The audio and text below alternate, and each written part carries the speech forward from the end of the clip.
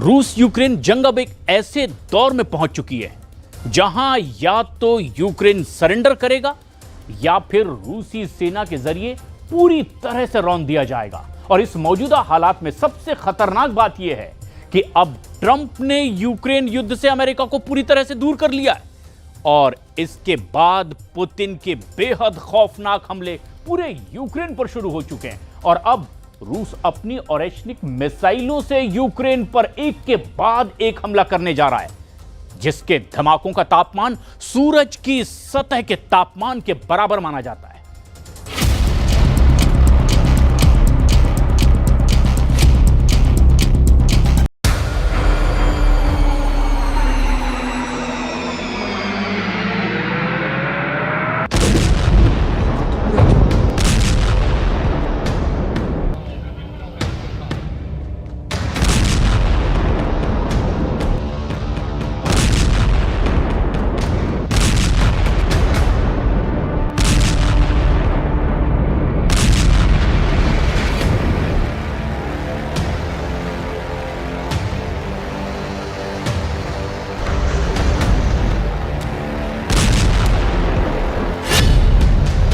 परमाणु हमले की तैयारी, सूरज की आग में जला यूक्रेन।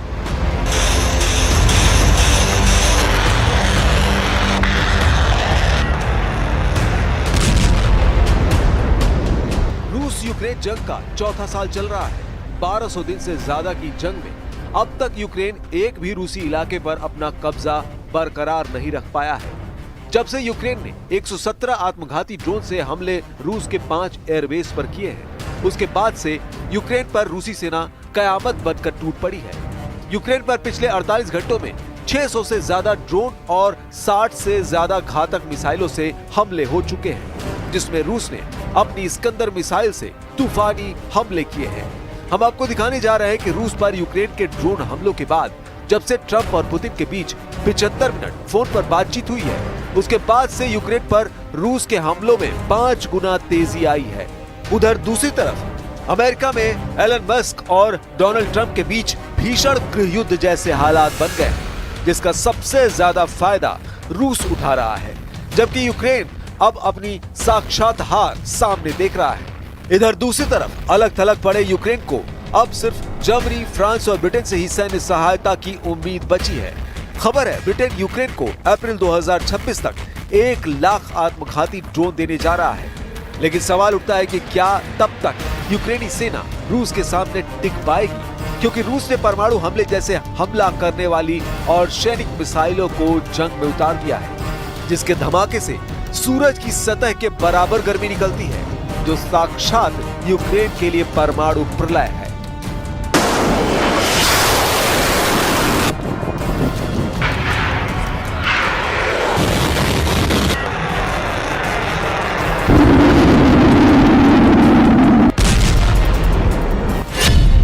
दिया यूक्रेन रूस की मिसाइल बारिश।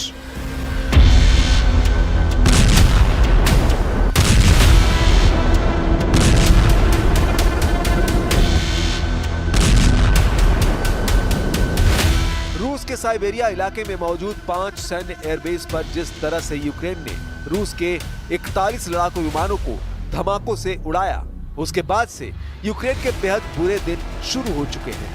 महज 48 घंटे के अंदर ही यूक्रेन की तबाही और बर्बादी की ऐसी तस्वीर सामने आ चुकी है, जिन्हें देखकर नेटो, यूरोप और अमेरिका तक दहल गए हैं। रूस डंके की चोट पर कह रहा है कि रूस पर जिस तरह का ड्रोन हमला यूक्रेन ने किया है, उसके पीछे खास तौर से ब्रिटेन है, जिसने इन हमलों को अंजाम दिलाया। अब आप ये जान लीजिए कि यूक्रेन पर रूस ने पिछले 48 घंटों में किन किन इलाकों पर तूफानी मिसाइल हमले किए हैं। रूसी सेना ने यूक्रेन के खार्किव, खेरसोन, लुहांस्क, ज़पोरिज़िया को तबाह करना शुरू कर दिया है। रूस के भीषण हमलों से जुड़े जरा इन आंकड़ों को देखिए, कैसे पुतिन का रूस पूरे यूक्रेन के चिथड़े उड़ाने में जुट गया है। रूस और यूक्रेन के बीच जारी युद्ध अब बेहद खतरनाक मोड़ पर पहुंच गई है। 6 जून 2025 को रूस ने कीव समेत यूक्रेन के कई इलाकों पर मिसाइलों और ड्रोन से भारी हमला किया। ये हमले केवल सैन्य प्रतिक्रिया नहीं, बल्कि रूस के लिए अस्तित्व की लड़ाई बन चुका है। सिर्फ 3 घंटे में रूस ने यूक्रेन पर 407 ड्रोन और 45 मिसाइलें दाग दी, जिसमें यूक्रेन की राजधानी कीव में 3 लोगों की जान चली गई और दर्जनों घायल हो गए। वहीं यूक्रेन के खार्किव पर 7 जून को रूस ने अब तक का सबसे बड़ा हमला किया है। खार्किव के मेयर इहोर तेरेखोव ने रूस के तूफानी हमलों पर दावा किया है कि इस वक्त पूरा खार्किव अब तक के सबसे शक्तिशाली रूसी हमलों को झेल रहा है। खार्किव के मेयर इहोर तेरेखोव के मुताबिक रात भर रूस ने खार्किव पर रूसी मिसाइलों, ड्रोन और गाइडेड हवाई बमों से हमले किए हैं, जिसमें खार्किव की बहुमंजिला और निजी आवासीय इमारतें तबाह हुई हैं। अब तक मौतों का आंकड़ा सामने नहीं आया है। राष्ट्रपति जेलेंस्की भी अब रूस को रोकने के लिए पूरी दुनिया से मदद मांग रहे हैं। За одну цю ніч було більше 400 ударних дронів, більше 40 ракет, в тому числі балістичних ракет. Цим ударом росіяни пошкодили в Києві житлові будинки, звичайно, а вже ж звичайно міську інфраструктуру. В Луцьку, на Волині вони зруйнували, зокрема, звичайний готель, в якому були українські спортсмени. І, будь ласка, прошу, підтримуйте всі зусилля заради цілком справедливого тиску. रूस की ओरेशनिक हमले को तैयार, सूरज की आग में जलेगा यूक्रेन। रूसी रक्षा मंत्रालय के मुताबिक 7 जून को रूसी सेना ने यूक्रेन में सैन्य ठिकानों पर रात भर लंबी दूरी की मिसाइलों और ड्रोन से हमले किए हैं। रॉयटर्स की रिपोर्ट के मुताबिक रूसी सेना ने काला सागर में 4 यूक्रेनी मानव रहित नौकाओं को तबाह कर डाला है। पिछले 24 घंटे में रूस ने कुछ ऐसी मिसाइलों से हमले का प्लान बनाया है, जिससे यूक्रेन के साथ साथ यूरोपियन यूनियन और नेटो भी खौफ में आ गए हैं। खबर है कि रूस ने यूक्रेन पर आखिरी हमले के लिए अपनी हाइपरसोनिक मध्यम दूरी की बैलिस्टिक मिसाइल ओरेशनिक को जंग में उतार दिया है। इंटरनेशनल मीडिया के दावों के मुताबिक कजाकिस्तान रक्षा मंत्रालय ने दावा किया है कि उसके इलाके में रूस की तरफ से दागी गई एक मिसाइल के अवशेष मिले हैं, जो ओरेशनिक मिसाइल के हो सकते हैं। खबरों में दावा किया गया है कि रूस ने यूक्रेन के चुनिंदा इलाकों पर ओरेशनिक हाइपरसोनिक मध्यम दूरी की बैलिस्टिक मिसाइल से हमला शुरू करने की तैयारियां शुरू कर दी है, जिसके तहत रूस ने ओरेशनिक मिसाइल का परीक्षण शुरू कर दिया है। इस खबर से यूक्रेन की हालत खराब हो गई है, क्योंकि ओरेशनिक को रूस ने सबसे पहली बार यूक्रेन के निप्रो शहर पर नवंबर 2024 में दागा था, जिसने बिजली की रफ्तार से हमले किए थे। उस वक्त रूस ने बिना वॉरहेड के ओरेशनिक मिसाइल को यूक्रेन के निप्रो शहर पर दागा था। निप्रो शहर यूक्रेन का केंद्रीय शहर माना जाता है, जहां सैन्य छावनियों की संख्या काफी ज्यादा है। Все, что происходит в рамках специальной военной операции, все, что делается нашими военными ежедневно, это и есть ответ на действия киевского режима, который сейчас уже приобрел все характеристики террористического режима.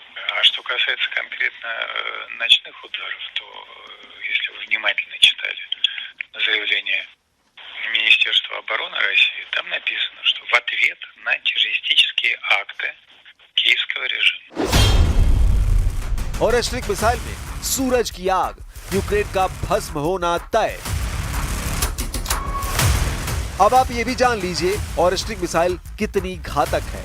रूसी राष्ट्रपति व्लादिमीर पुतिन ने इस मिसाइल को एक नई हाइपरसोनिक मध्यम दूरी की बैलिस्टिक मिसाइल यानी IRBM बताया था, जो ध्वनि की गति से 10 गुना अधिक या मैक 10 की गति से लंबी दूरी तय करने में सक्षम है। जबकि यूक्रेनी अधिकारियों का दावा है कि रूस की ओरेशनिक मिसाइल की गति मैक 11 तक है। अमेरिका स्थित पेंटागन का दावा है कि यह मिसाइल रूस की RS-26 रूबेज ICBM के मॉडल पर आधारित थी, जो परमाणु हमला करने में सक्षम है। ओरेशनिक के बारे में दावा किया जाता है कि यह हाइपरसोनिक मध्यम दूरी की बैलिस्टिक मिसाइल रूस के दुश्मनों के लिए साक्षात काल है, जिसे किसी भी प्रकार के एयर डिफेंस सिस्टम से नहीं रोका जा सकता है। इसकी गति ही इसकी सबसे बड़ी विशेषता है।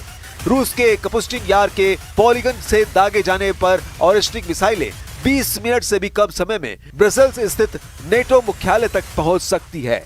यूक्रेन का तो यहां तक दावा है कि रूस के आस्ट्राखान क्षेत्र में 1000 किलोमीटर से अधिक दूर प्रक्षेपण स्थल से पहुंचने में इसे 15 मिनट लगे।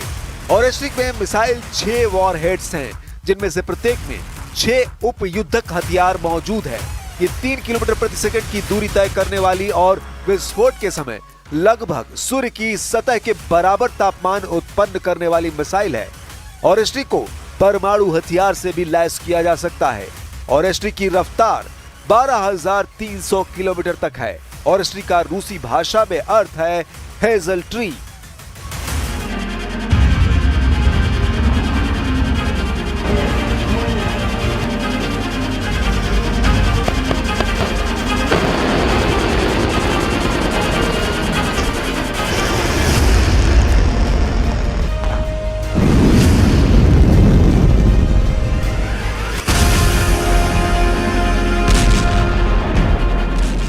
यानी इस वक्त यूक्रेन पर जो हमले हो रहे हैं वो सिर्फ रूस का ट्रेलर है।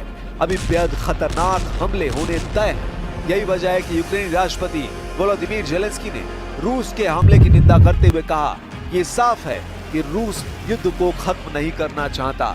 जेलेंस्की ने पश्चिमी देशों से अपील की कि रूस पर दबाव बढ़ाया जाए और उसकी सैन्य क्षमताओं को सीमित किया जाए। जेलेंस्की ने रूस की शांति वार्ता की शर्तों को पुराने अल्टीमेटम बताते हुए खारिज कर दिया, जिसमें यूक्रेन के 4 क्षेत्रों से सेना हटाने, पश्चिमी मदद बंद करने और नेटो में शामिल न होने की मांग शामिल है। इधर दूसरी तरफ हैरानी की बात तो ये है कि अमेरिका के राष्ट्रपति डोनाल्ड ट्रंप ने यूक्रेन और रूस से 2 टूक कह दिया है कि अब अमेरिका रूस यूक्रेन जंग में किसी तरह से सीज फायर में दिलचस्पी नहीं रख रहा है। ट्रंप ने साफ कहा कि अब यूक्रेन और रूस को भीषण जंग करने दो। ट्रंप से जब से जेलेंस्की को धोखा मिला है, उसके बाद से रूस ने अपने हमलों में नाटकीय बदलाव किए हैं।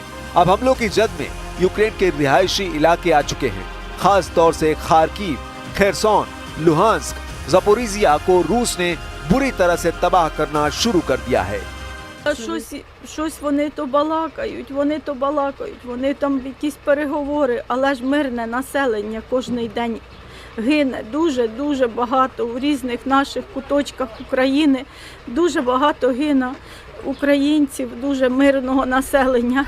Наші діти, наші внуки маленькі, які ще не встигли нічого побачити в цьому світі.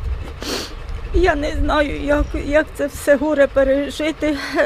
Рідні їхні рідні, які залишилися, чоловіку Саші, який залишився, який в одну мить потеряв сім'ю. Це велике горе. Ми не думали, що так. वहीं ब्रिटेन में मौजूद रूस के राजदूत आंद्रेई केलिन ने यूक्रेन के ऑपरेशन स्पाइडर वेव के लिए ब्रिटेन को आंशिक रूप से जिम्मेदार ठहराया और चेतावनी दी कि ये तीसरे विश्व युद्ध को भड़काने की कोशिश हो सकती है। केलिन ने दावा किया कि इस तरह के हमलों के लिए उच्च तकनीक और जियो स्पेस्ड डेटा की जरूरत होती है, जो ब्रिटेन और अमेरिका के पास है। उन्होंने साफ तौर पर कहा कि इस हमले में ब्रिटेन की भूमिका हो सकती है, जबकि ट्रंप ने अमेरिका की किसी भी भूमिका से इनकार किया। अब ऐसे हालात में अगर यूक्रेन पर रूस ओरेस्ट्रिक मिसाइलों से हमला करेगा तो यूक्रेन कैसे सूरज की सतह के बराबर तापमान वाले धमाके को झेल पाएगा। यानी अगले 24 से 48 घंटे पूरे यूक्रेन पर बेहद भारी साबित होने जा रहे हैं।